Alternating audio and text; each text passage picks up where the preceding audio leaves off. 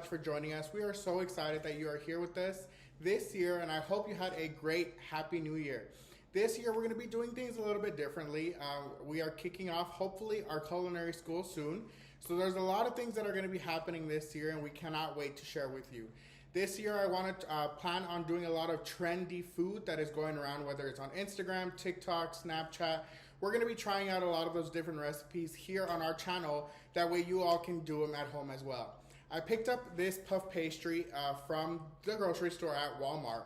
And I really like this Napoleon recipe that they have here. You can't really see it because of the glare, but if I do it over here, you can see it. It is a puff pastry, kind of a sandwich. I'm gonna do a little bit of a twist on it. I'm gonna add some cream cheese, make it like a cheesecake Napoleon sandwich. So let's go ahead and get started with this. So you're gonna wanna go ahead and grab one of these. It's only gonna take about one if you're gonna make about 1 to 2 Napoleon sandwiches. You can actually grab some more if you would like. It's up to you, however you're going to decide to share it with your family, however you're going to decide to make the sandwiches, you can go ahead and grab as many as you like.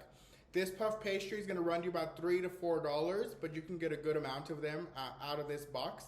So it'll really benefit you to get 1 or 2. I think it'll be great. Another recipe, or another ingredient that you're going to want to get is going to be your strawberries. I have my cut up strawberries here as I have them here below me. I have some whipping cream. Now I would be grabbing some half and half, but due to the shortages right now that we're all kind of going through, I couldn't get any heavy whipping cream to make my own whipping cream, but I substituted whipped topping that you can find in your frozen section at Walmart. And of course, I always get my Great Value version. I also got some cream cheese. I also got the Great Value version. I have some Hershey's chocolate for our drizzled syrup on top. And then I have some Great Value powdered sugar so that I can sprinkle on top as a topping. So what we're gonna go ahead and do is we're actually going to lay out our puff pastry first. Now if you go ahead and open this up, you're gonna see that it comes in like a folded booklet sheet. First it comes in a package like this. And then you're gonna go ahead and open up your package. And you're gonna see that it's gonna come in a little booklet like this. And all you're gonna have to do is open this up, and then you can go ahead and lie it into a sheet pan just like this. Now you're gonna wanna make sure to grease your sheet pan below, that way it doesn't stick to anything. And then you can go ahead and shape it exactly to the shape of your sheet pan and throw it into the oven. Now I actually just got one of these foodie ovens for Christmas, which is really cool. As you can see, it just turned on. We're really excited. It has a bake button, so I don't actually have to keep reaching into my oven below me. It makes a great resource. I absolutely love this little Foodie Ninja Pro. Use it for a lot of things already, making pizzas, now making this dessert. So I really encourage you guys, maybe if you want to get something quick for your countertop, you can use one of these. It has a bake setting. It's going to do it at, I believe it's 350 degrees. It takes about 5 minutes to preheat, and then I leave it for the other 15 minutes to completely bake up this puff pastry. Let's go ahead and stick this into the oven while we get everything else ready, and then by the time we're done, it'll be ready to go. Alrighty, let's go ahead and get started with our filling. Now remember, with our filling, like I told you before, it is going to be a cream cheese, and I use the whole block of cream cheese. And then I'm going to be using a whipped topping. Now I'm going to use about half the bucket. The bucket itself is 1 pound, so I'm going to be using about half a pound.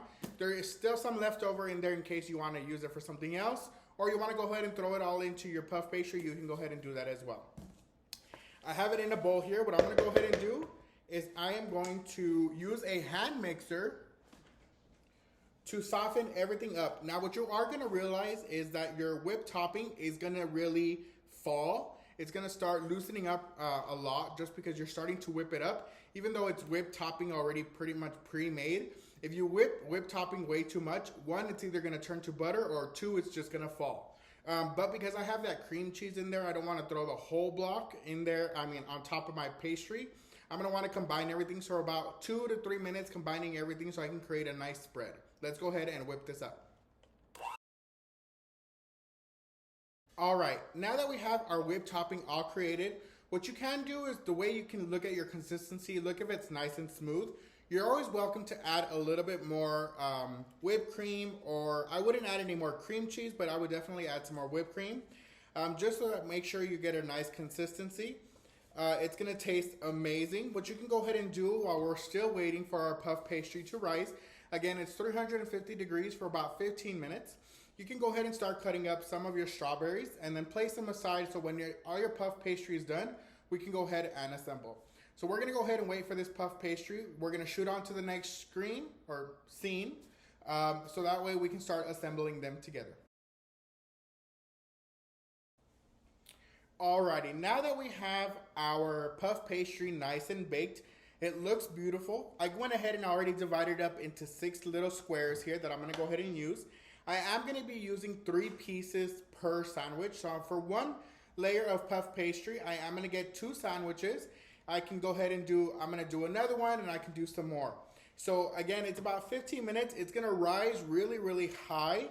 And then the cool and bad thing, you kind of lose a lot of that airiness in your puff pastry, but you can go ahead and choose which one kind of seems really high still, and you can use that as your topping. So let's go ahead and grab one here. You have your puff pastry here. Now the thing about puff pastry, if you don't know what puff pastry is, it is pretty much a layered pastry. So if you look at it from the side, you're gonna see a lot of different layers. That's what it does is it's the dough pretty much folded over and over and over on some butter. And that's how you create your layers, kind of like a croissant. So I'm gonna go ahead and place my first puff pastry down. I'm gonna go ahead and grab a spoon. And then I'm gonna grab some of my whipped cream here, and I'm just gonna place it on top like that. And then I'm gonna spread it out nice and pretty. If it's not pretty, then it's okay.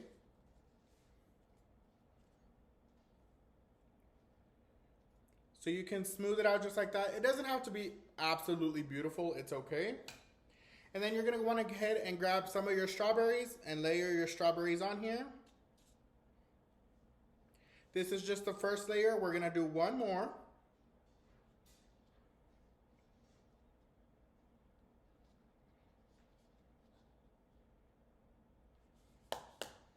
Okay, so I'm gonna grab one more of my puff pastries, one that I think won't matter because it'll be the middle. So I'm gonna grab that one here just like that.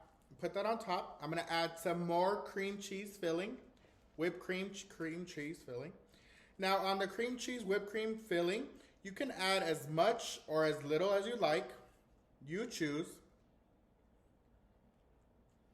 It is pretty, it should be spreadable. It shouldn't be too hard to spread. We're gonna add some more strawberries to this. Now I cut my strawberries where they're kind of thinner horizontally. That way they're not all bubbly and they're all crooked when you're trying to stack your puff pastries on top. You get a nice layer on top. I just shifted that a little. All right, and then I'm gonna go ahead and choose my last puff pastry, which I believe is gonna be this one. It's gonna be my 3rd layer here. As you can see the puff pastry, cream cheese, strawberry, puff pastry. So you see the nice pretty layers here. Go ahead and put this aside. You can go ahead and make as many as you like. It'll work out great. And then what you're gonna go ahead and do is you're gonna either grab yourself a spoon, you can grab yourself a sifter.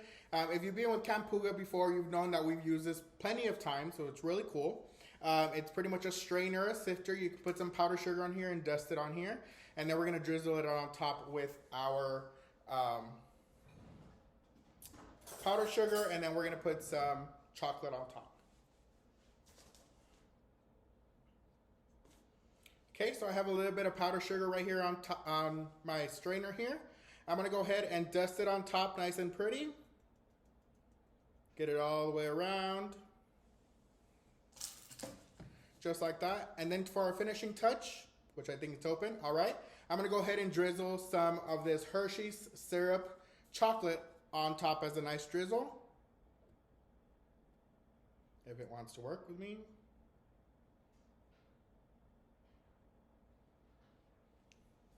There we go, guys. We just created this easy puff pastry cream cheese recipe right on this box right here live in front of us. It looks exactly like it comes out in the picture, so it's a beautiful and easy recipe for you to do at home with your family. It took me a little bit of 15 minutes, probably a little bit even less, to go ahead and do this with you all. Let's go ahead and give it a nice taste.